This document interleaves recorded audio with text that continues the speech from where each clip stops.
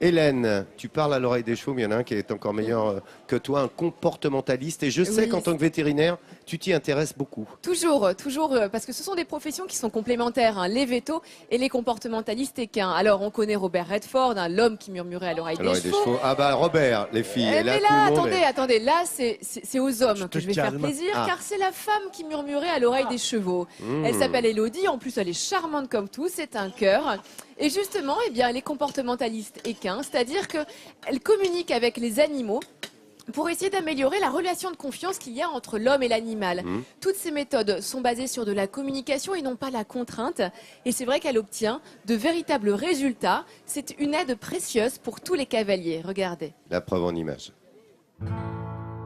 La Manon, à quelques kilomètres à l'est de Marignane, dans une plaine agricole balayée par les vents. Un décor majestueux dont Élodie Marchois a fait son lieu de travail. Depuis 9 mois, cette jeune femme de 25 ans, passionnée de cheval, est devenue une éthologue équine. Autrement dit, elle décrypte le comportement des chevaux pour instaurer une relation de confiance entre l'homme et l'animal. C'est en compagnie de sa première jument, Lupercalia, qu'on la retrouve. Acquise en 2009, cette jument avait eu plusieurs propriétaires auparavant, ce qui avait quelque peu perturbé ses repères. C'est en étant face à ces difficultés qu'Élodie se lance dans l'éthologie, pour mieux comprendre sa jument et communiquer avec elle. Ça a un peu tout changé en fait, dans le sens où j'avais une jument très craintive, qui ne me respectait pas et qui n'avait pas confiance en l'homme. Et aujourd'hui, je pense pouvoir dire qu'elle me fait plus que confiance. Au niveau du respect, les bases ont été mises et du coup, on peut développer un travail en liberté, se faire vraiment plaisir, s'amuser ensemble. En 2013, encouragée par les bons résultats qu'elle obtient avec Lupercalia, Élodie décide d'acheter une seconde jument, Romagne. Forte de son expérience, Élodie réussit rapidement à instaurer une relation de confiance entre elle et sa jument. Mais cette confiance, c'est le prix d'un travail régulier, alors dès qu'elle le peut, elle l'entraîne en prenant soin de ne jamais lasser sa jument. À un certain stade, il faut trouver autre chose qui sorte de la méthode, qui sorte de l'habitude, qui sorte du quotidien pour garder le cheval intéressé par ce qu'on fait. Si on répète toujours la même chose, au bout d'un moment, le cheval peut se lasser, il peut perdre sa motivation, même nous, on peut perdre notre motivation. C'est pas le but du jeu. Le but du jeu, justement, c'est de continuer à s'amuser ensemble. Donc oui, on invente des petits exercices. Oui. Le travail d'Élodie et son professionnalisme impressionnent son entourage. Aujourd'hui, Stéphanie est venue lui rendre visite. Et cette amie de longue date est admirative du choix de carrière d'Élodie. C'est de l'admiration et non, franchement, elle a beaucoup de chance et je trouve ça beau, en fait. Qu'elle fasse ça, qu'elle fasse ce qu'elle aime, qu'elle fasse de sa passion son métier, c'est super. Depuis 6 mois, Emmanuel et sa fille Iris suivent des cours d'Élodie. Et au début de chaque séance, il s'agit de définir des objectifs en fonction des problèmes de chacune. Donc on va commencer avec toi, Iris, et avec Bailador. Donc on va travailler sur du passage étroit, parce que les chevaux sont généralement assez inquiets de tout ce qui est passage étroit, enfermement, etc. Les conseils d'Élodie ont amené un changement radical dans la relation d'Iris avec son cheval. Tu mets ton focus entre tes plots, bien. Et là, on se relâche. Voilà, très bien. Elle a désormais une profonde complicité avec Bailador, à tel point qu'il la suit naturellement et sans contrainte lorsqu'elle se déplace. Un signe que les liens entre le cheval et la cavalière sont très serrés. Le cheval est très sensible à tout ce qui est énergie corporelle, langage du corps et intention de l'être humain. Et le plus compliqué, ça va être s'approprier cette énergie, cette intention et pouvoir faire en sorte que le cheval y réponde.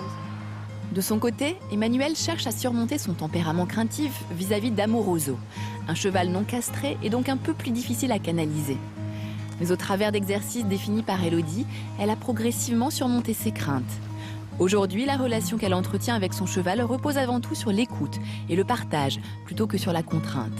Avant, Amoroso, je le montais en mort, et donc avec une contrainte physique qui agit sur sa bouche. Et qu'aujourd'hui, en fait, je le monte avec un simple licol et une corde autour du cou. Je conseillerais forcément à tous les cavaliers de faire pareil, parce que d'amener son cheval à agir dans la confiance, dans le respect, dans la sérénité, c'est quand même beaucoup plus valorisant que de l'amener sous la contrainte et la violence, forcément. Avec ce magnifique métier, Élodie tente de faire comprendre que les chevaux sont dotés d'une réelle sensibilité et que tous les cavaliers ont quelque chose à gagner à être à leur écoute. Une leçon de vie qui vaut pour tous les animaux.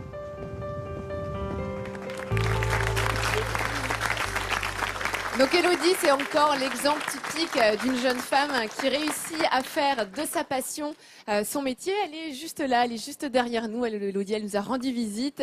Et en fait, elle travaille. Tout ce qu'elle fait aujourd'hui, c'est vraiment du travail essentiellement sur du long terme. Quand elle accompagne les cavaliers qui ont des problèmes avec leurs chevaux.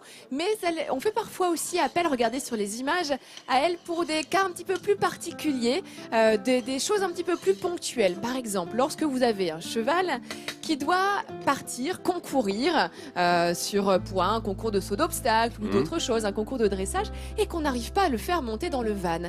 Et bien dans ces cas-là, Élodie peut venir vous aider justement à appréhender cette montée avec le cheval dans le van. Alors dans ces cas-là, comment opère-t-on? Eh bien, parce qu'il faut savoir que c'est toujours un petit peu compliqué pour le cheval de rentrer comme ça dans une toute petite surface qui est... Ben oui, parce que forcément c'est clos au bout, il n'y a pas d'issue, donc pour le cheval qui est une proie, c'est compliqué. Donc au départ, elle utilise la méthode, elle utilise la longe sur laquelle elle exerce une légère tension, et dès que le cheval, sans forcer, dès que le cheval commence à répondre, elle relâche sa tension pour apporter du confort à l'animal qui ainsi est incité à monter beaucoup plus facilement dans le van. Pas, en fait. Aucune brutalité, donc vraiment pas de contrainte. Et c'est aujourd'hui le travail qu'on a de plus en plus dans les centres équestres. On en a fini avec les méthodes où on travaille de débourrage, là, avec vraiment, la cravache, etc. Aujourd'hui, c'est vraiment plus de l'éthologie où on essaye de comprendre l'animal, ses comportements et la façon dont il communique pour l'éduquer, pour en faire un compagnon de vie, un compagnon de loisir. Ouais. On peut faire la même chose avec les ânes? Oui, oui, parce bien qu'on sûr. dit qu'ils sont vraiment plus rétifs, plus têtus. Alors un âne est plus têtu, oui, mais c'est vrai que c'est aussi les mêmes méthodes. Plutôt que d'utiliser encore une fois la cravache, le bâton pour taper les ânes, ce qu'on a pu voir pendant très longtemps, eh bien c'est vrai qu'une communication beaucoup plus approfondie, beaucoup plus basée sur le langage entre l'homme et l'animal, ça marche mieux. Justement, ne t'inquiète pas, va venir te parler à l'oreille, Élodie. N'aie aucune crainte. Hein. Bravo, Élodie, félicitations. Et vous savez que notre méthode s'intéresse toujours au comportementalisme. Tous azimuts à l'éthologie, et tu as bien raison de nous le rappeler. Voilà, avec douceur pour les animaux, c'est ce que tu préconises, Hélène, et on le verra dans chacune de ces interventions. Regardez si on est bien installé ici à Marignane. Les Marignanais, ça va? On parle bien de la ville. Regardez, la Grande Bleue n'est pas loin. Regardez, oui, c'est là. Il y a l'étang de Berre, évidemment, qui est tout à côté. Regardez ce ciel azuré. Avec un beau soleil, évidemment, réserve animalière s'il en est. Les oiseaux viennent en migration ici, on en parlera avec Hélène cette semaine. Et puis il y a 75 km autour de cet étang de Berre, c'est le pourtour de l'étang. Et on le disait tout à l'heure, avec la Jaille, c'est la dune, ce lit d'eau, le Jaille. La Jaille, c'est la mer. Avec le Jaille, il y a plus de 5 km de plage sur 200 mètres de large. C'est aller à la Jaille au Jaille. Voilà, c'est ça. Donc c'est un bon moyen que de prendre du repos et de venir ici se promener dans cette belle région et ce département des Bouches-du-Rhône. Regardez.